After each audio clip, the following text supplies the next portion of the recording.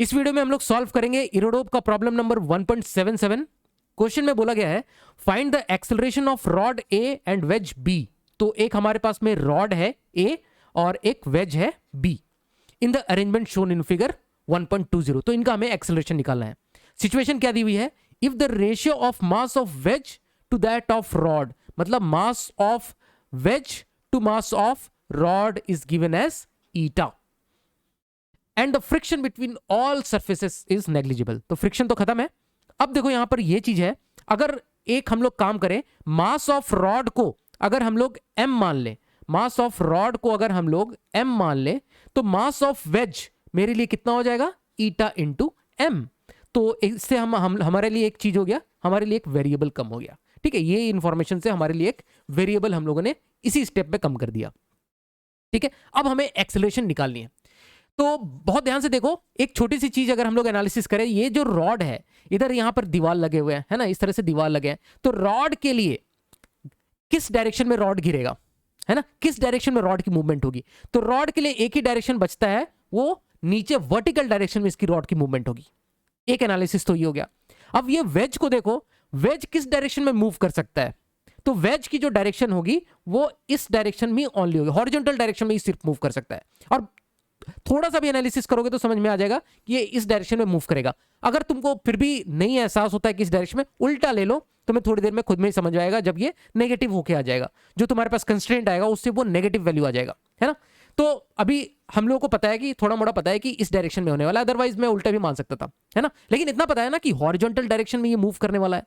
ये जो वेज है वो हॉरिजॉन्टल डायरेक्शन में मूव करने वाला है, कंस्ट्रेंट है उसका। और जो रॉड है वो वर्टिकल डायरेक्शन में ही गिरेगा, है ना। अब हम लोग एक काम करेंगे, जो वेज है इसकी एक्सेलरेशन को हम लोग सपोज बोल देते हैं a1, और जो रॉड है इसकी एक्सेलरेशन को डाउनवर्ड हम लोग बोलते हैं a2।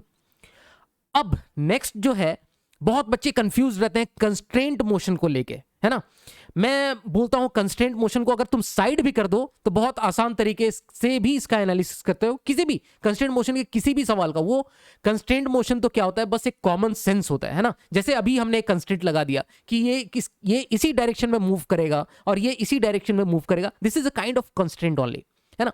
तो कंस्ट्रेंट मोशन से डरने वाली बात नहीं है कि वेज कंस्ट्रेंट पढ़ रहे हैं हम लोग, ये कंस्ट्रेंट वो कंस्ट्रेंट पुली कंस्ट्रेंट, ये पढ़ने की जरूरत नहीं, ये सब कॉमन सेंस है। मैं बताता हूं, एक तो कंस्ट्रेंट मोशन भी बता देता हूं, और हम लोग वो देखेंगे कि हम लोग किस तरह से उस कॉमन सेंस से उस कंस्ट्रेंट मोशन के उस इक्वेशन पे हम लोग पहुंच सकते हैं, है ना। तो सबसे पहले तो जो तुमने पढ़ रखा है, अगर कुछ बच्चों ने पढ़ रखा है, तो हम लोग क्या पढ़ते हैं कि वेज कंस्ट्रेंट में पढ़ते हैं कि इस तरह से अगर मेरे पास में वेज है और कुछ इस तरह से कुछ इसके ऊपर कुछ भी ऑब्जेक्ट इस तरह से रखा हुआ है, तो along the common normal velocity का जो कंपोनेंट होता है अलोंग द कॉमन नॉर्मल वो सेम होता है।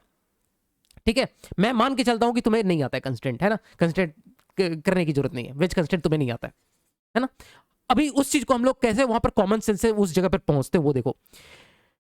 यहां पे अगर मैं एक काम करूं कि अगर मैं रॉड का एनालिसिस करूं विथ रेस्पेक्ट टू वेज, अगर हम लोग वेज के रेस्पेक्ट में इस रॉड का एनालिसिस करें, इस रॉड का जो यहां पर रखा हुआ है इसका एनालिसिस करें, तो हमें क्या करना पड़ेगा, विथ रेस्पेक्ट टू वेज, मतलब विथ रेस्पेक्ट टू वेज, जिसके रेस्पेक्ट में हम लोग को जो चीज भी देखना होता है हम लोग क्या करते हैं, उसका वो पैरामीटर उल्टा करके जोड़ देते हैं। मतलब इसका एक्सप्रेशन को हमें इस पे उल्टा करके जोड़ना पड़ेगा। अब हम लोग बात करेंगे विथ रेस्पेक्ट टू वेज, है ना। अब रॉड को हम लोग देख रहे हैं विथ रेस्पेक्ट टू वेज, तो वेज में अगर हमने बैठ गए या फिर हमने वेज के रेस्पेक्ट में हम लोग रॉड को देख रहे हैं, तो हमें उसकी एक्सेलरेशन ये दिख रही है, a1 इधर, है ना, a1 इधर और a2 नीचे, मतलब कुछ इस डायरेक्शन में रिजल्टेंट एक्सेलरेशन आ रही होगी। अब ये चीज देखो कि अगर तुम वेज में बैठ के रॉड को देख रहे हो, तो ऐसा तो नहीं है कि वेज के अंदर ये रॉड बिल्कुल घुस गया, अंदर घुस गया, ऐसा तो नहीं हो रहा है ना।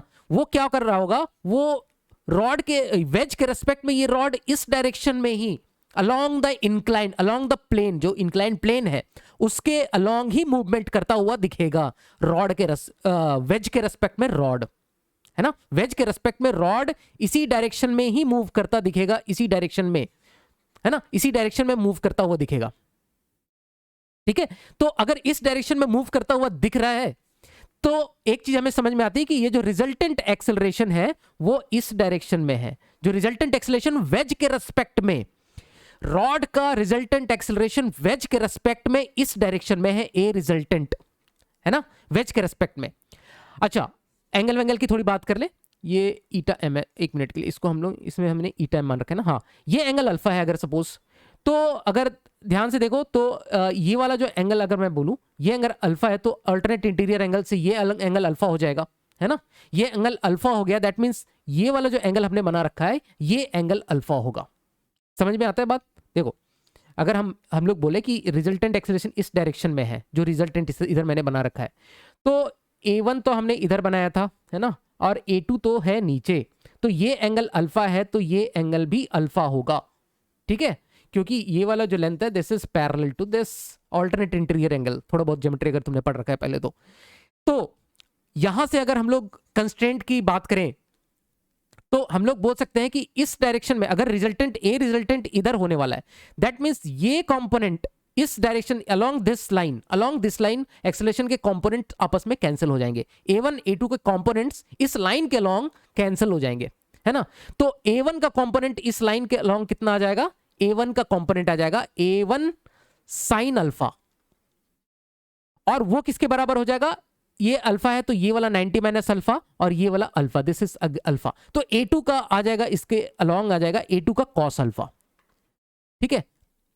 A2 का कॉस अल्फा आ गया, A1 का साइन अल्फा A2 के कॉस अल्फा को यहां से कैंसिल आउट कर देगा, है ना।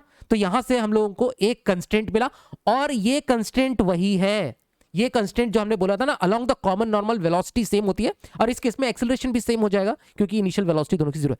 तो अलोंग द कॉमन नॉर्मल दोनों की एक्सेलरेशन, और कॉमन नॉर्मल देखो ये इसी डायरेक्शन में आने वाला है, ये जो नॉर्मल आएगा ना इस सरफेस के परपेंडिकुलर, दोनों सरफेस के कॉन्टैक्ट सरफेस के परपेंडिकुलर ही नॉर्मल आने वाला है, और नॉर्मल जो है वो इसी डायरेक्शन में आने वाला है, नॉर्मल इसी डायरेक्शन में आने वाला है। तो अलोंग द कॉमन नॉर्मल दोनों के एक्सेलरेशन के कंपोनेंट सेम हो गए, सेम कंस्ट्रेंट, A1 का साइन अल्फा और A2 का कॉस अल्फा, सेम ही कंस्टेंट है ना। वही कंस्टेंट जो हमने वेज के रेस्पेक्ट में जो रॉड का एनालिसिस किया, तो एक तो कंस्टेंट हमें ये यहां से मिल जाता है, ये हमने कॉमन सेंस से इसको डिराइव कर लिया, है ना। ये हमारे पास में एक कंस्टेंट है।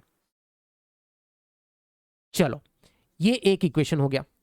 अब एक्सेलरेशन फैक्सेलरेशन की बात हम लोग हटा देते हैं, अब हम लोग देखेंगे फ्री बॉडी डायग्राम्स, और उससे हम लोग जो डायनेमिक इक्वेशन लिखते हैं वो हम लोग लिख लेते हैं, है ना। तो फ्री बॉडी डायग्राम पहले किसका बना लिया जाए? चलो पहले हम लोग रॉड का बना लेते हैं। तो रॉड, सीधा रॉड बनेगा, सीधा रॉड ऐसा बनाते हैं, ये सरफेस इसका ऐसा है, ये कुछ ऐसा है, ठीक है। और रॉड की जो एक्सेलरेशन है वो नीचे की तरफ A2 है ना, नेट एक्सेलरेशन। अब मैं सीधा ग्राउंड फ्रेम में एक्सेलरेशन बात कर रहा हूं, ठीक है। जो कंस्ट्रेंट निकालना था वो मैंने वेज फ्रेम में निकाल दिया। अब हम लोग ग्राउंड फ्रेम में इनका इक्वेशन लिखना चाह रहे हैं। तो इसमें जो फोर्सेस लग रहे हैं उसका एनालिसिस करो। इसका मास m है, तो एक जो फोर्स लग रहा है वो नीचे तरफ mg फोर्स लग रहा होगा, है ना। दूसरा, यहां से एक नॉर्मल फोर्स लग रहा है अलोंग द कॉमन नॉर्मल, हाँ, जो अलोंग द ये नॉर्मल फोर्स किधर लगेगा? Perpendicular to the contact surface. तो यहां से इस सरफेस, दोनों सरफेस के परपेंडिकुलर होना चाहिए, तो वो जो नॉर्मल है वो इस डायरेक्शन में नॉर्मल यहां पर आ रहा है ना। अब ये नॉर्मल कितना एंगल बना रहा है जरा उसका ध्यान से अगर देखें, तो यहां पर फिर से मैं इस तरह से खींचूंगा एक लकीर, और ये अल्फा में बोल दूंगा, तो ये हो जाएगा 90 माइनस अल्फा। दैट मीन्स ये जो वर्टिकल के साथ जो एंगल बना रहा होगा वो अल्फा एंगल बना रहा होगा। दैट मीन्स यहां से मैं वर्टिकल लाइन खींचूंगा और मैं बोलूंगा दिस एंगल इज अल्फा, है ना, ठीक है। तो यहां से अगर हम लोग इक्वेशन लिखना चाहें इसका, तो बहुत आराम से हम लोग लिख सकते हैं इक्वेशन। देखो, नॉर्मल का mg नीचे की तरफ माइनस नॉर्मल का कॉस अल्फा ऊपर की तरफ, that is equal to mass इसका m है इंटू एक्सेलरेशन इसका A2 है। तो एक हमारे पास में रिजल्ट ये आ जाता है, ये सेकंड इक्वेशन हमारे पास में। अब जरा हम लोग वेज के लिए लिख लेते हैं। वेज के लिए अगर लिखा जाए तो देखो, इसमें वेज में एक ही फोर्स है ना। हम लोग ग्राउंड फ्रेम से अब देख रहे हैं सब कुछ, है ना। बस हमने जो कंस्ट्रेंट इक्वेशन लिखना था उसके लिए हमने वेज के फ्रेम से देख लिया था। अब इसमें जो नॉर्मल होगा वो इसके उल्टे डायरेक्शन में होगा, एक्शन रिएक्शन पेयर हो जाएगा इसके लिए, है ना। तो ये नॉर्मल अगर इस डायरेक्शन में, इसके लिए नॉर्मल इस डायरेक्शन में आएगा वेज के लिए, है ना। अभी रॉड को भूल जाओ, वेज के लिए नॉर्मल इस डायरेक्शन में इसका नॉर्मल फोर्स लगेगा। तो यहां पर अगर हम लोग देखें तो ये हो जाएगा, यहां से अगर हम लोग इस लकीर को ऐसा खींचे तो ये वाला जो एंगल है ये देखो, ये अगर अल्फा है तो ये वाला एंगल अल्फा होगा, है ना, और ये वाला एंगल अल्फा है तो ये वाला जो एंगल है दैट इज 90 माइनस अल्फा, है ना, दिस एंगल इज 90। ये हटा देता हूं मैं। अगर ये अल्फा है तो ये अल्फा है, सिंपल ज्योमेट्री है यार, ये सब पैरेलल लाइंस में लकीर खींच के ये एंगल बराबर होते हैं, ये सब कर रहा हूं मैं, ठीक है, बच्चों वाली चीज है। तो ये वाला जो कंपोनेंट है नॉर्मल का, दैट इज नॉर्मल का साइन अल्फा, और नॉर्मल का साइन अल्फा जो कंपोनेंट है वो क्या प्रोवाइड कर रहा है इसको एक्सेलरेशन, वेज को यही एक्सेलरेशन प्रोवाइड कर रहा है, नॉर्मल का साइन अल्फा। और तो कोई फोर्स है नहीं, वर्टिकल डायरेक्शन में हमें फोर्स नहीं चाहिए, बस हॉरिजॉन्टल डायरेक्शन में।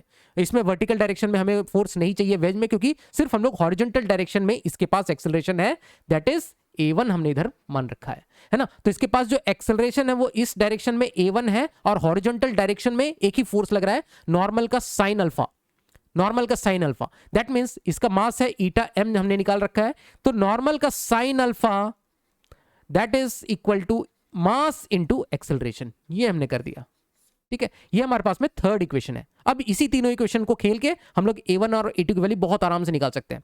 चलो काम करते हैं हम लोग। नॉर्मल की वैल्यू मैं एलिमिनेट करना चाहता हूं। चलो सबसे पहले हम लोग eta M A one divided by sine alpha, ये नॉर्मल की वैल्यू आ गई, है ना। अब इसको हम लोग यहां डाल दो, इस नॉर्मल में इसको डाल दो, है ना। और a2 और a1 में भी एक यहां से रिलेशनशिप हमारे पास में है, तो हम लोग बोल सकते हैं कि a2 equals to a1 into cot alpha. चलो इसको sine alpha upon cos alpha के terms, sine alpha upon cos alpha, अच्छा टेन अल्फा आएगा, a2 इक्वल्स टू a1 का टेन अल्फा, ठीक है। हम लोग सबसे पहले a1 निकाल देते हैं, ठीक है, ओके। अब ये इस इक्वेशन में a2 को भी यहां से यहां डालो और नॉर्मल को भी इस इक्वेशन से यहां से डालो, तो बन गया ये इक्वेशन mg माइनस नॉर्मल, ये वाला इक्वेशन मैं लिख रहा हूं, mg माइनस नॉर्मल हो गया eta m a1 divided by sine alpha into ये कितना हो जाएगा, कॉस अल्फा, है ना, cos alpha, that is equal to mass m into a2 की वैल्यू आ गई a1 इंटू sine alpha divided by cos alpha, ठीक है। तो यहां से मास तो मैं सबसे कैंसिल आउट कर सकता हूं, और ये बन गया g that is equal to a1 अगर मैंने कॉमन निकाला तो ये बन गया टेन अल्फा, साइन अल्फा कौन सा टेन अल्फा हो गया, टेन अल्फा प्लस ये बन गया cot sine, tan alpha plus cot alpha हो गया ना, ये cot cos by sine that is cot alpha. तो यहाँ a1 की वैल्यू और ईटा का टर्म एक आएगा ना, ईटा कॉट अल्फा आएगा प्लस ईटा कॉट अल्फा, तो g a1 की जो वैल्यू आ गई that is g upon tan alpha plus eta times of cot alpha, है ना, ये आ गई a1 की वैल्यू। अब a2 हम लोग आराम से निकाल सकते हैं, a1 और a2 में ये मेरे पास में अगर a1 आ गया और a2 इक्वल्स टू है a1 टेन अल्फा, है ना, a2 क्या हुआ है a1 टेन अल्फा, तो बस a1 में टेन अल्फा मुझे मल्टीप्लाई करना है, तो a2 बन गया, तो a2 बराबर हो जाएगा पूरे ये वैल्यू g अपॉन, इसमें टेन अल्फा मल्टीप्लाई कर दो simple, g tan alpha upon tan alpha plus eta cot alpha, है ना। टेन अल्फा से अगर मल्टीप्लाई डिवाइड भी कर दे तो ये कॉट ईटा कॉट स्क्वायर अल्फा के टर्म्स में नीचे में आ जाएगा, है ना, उस फॉर्मेट पे दिया होगा, तो ठीक है, खैर फॉर्मेट कुछ भी रखो, G tan alpha upon tan alpha plus tan alpha, जो आंसर फाइनल जो आंसर दिया होगा इरोडोप में उसमें टेन अल्फा से ऊपर नीचे डिवाइड कर दिया है, तो टेन अल्फा यहाँ से गायब हो जाएगा, यहाँ से भी गायब हो जाएगा, और ईटा कॉट स्क्वायर अल्फा डिनोमिनेटर में आ जाएगा। खैर वो तुम लोग कर सकते हो। तो इस तरह से हम लोग इस क्वेश्चन को सॉल्व कर सकते हैं, बहुत ही आसान क्वेश्चन था, और कंस्टेंट मोशन पे मैं बोल सकता हूँ कि जो कॉमन सेंस है वो ज़्यादा यूज़ करने की कोशिश करो, क्वेश्चन इजीली हो जाएंगे। तो होप तुम लोग ये क्वेश्चन अच्छे तरीके से समझ में आया होगा। वीडियो अगर पसंद आता है, मेरा समझाने का तरीका अच्छा लगता है और तुमको लगता है कि मैं इसी तरह के वीडियोस लेके आऊँ, तो तुम्हारा सपोर्ट भी मुझे जरूरी होगा। अगर तुम लोग सपोर्ट करते रहोगे तो मैं फटाफट इस तरह के अच्छे वीडियोस लाता रहूँगा। और अगर तुम लोगों ने सपोर्ट करना बंद कर दिया, लाइक करना बंद कर दिया, तो मुझे भी थोड़ा मैं भी थोड़ा डीमोटिवेट हो जाता हूँ। तो वीडियो को लाइक जरूर करते रहना, कमेंट्स करना, कुछ जो भी तुम्हें डाउट होता है, अगर तुमको अच्छा लगता है तो फीडबैक भी जरूर दे सकते हो। और मेरा टेलीग्राम चैनल है फिजिक्स सिद्धांत करके, वहां पर भी तुम लोग ज्वाइन कर सकते हो, सारा लिंक डिस्क्रिप्शन में है। और इरोडोप का जो मैकेनिक्स का पार्ट या फिर जो भी पार्ट है 77 तक अभी हमने कंप्लीट किया हुआ है, उसका भी लिंक है। और भी इलेक्ट्रोडायनेमिक्स से रिलेटेड जो भी वीडियोस देखना चाहते हो इरोडोप के, वो भी मैंने लिंक में सब सारे प्लेलिस्ट के लिंक पे दिया हुआ है। तो सारे जो लिंक्स हैं वो तुम लोग एक्सेस कर सकते हो प्लेलिस्ट में। चलो यार, हम लोग फिर वीडियो को एंड करते हैं इसी नोट पे। मिलते हैं हम लोग नेक्स्ट वीडियो में एक नए क्वेश्चंस के साथ, नए कुछ टॉपिक्स के साथ। तब तक के लिए थैंक यू सो मच।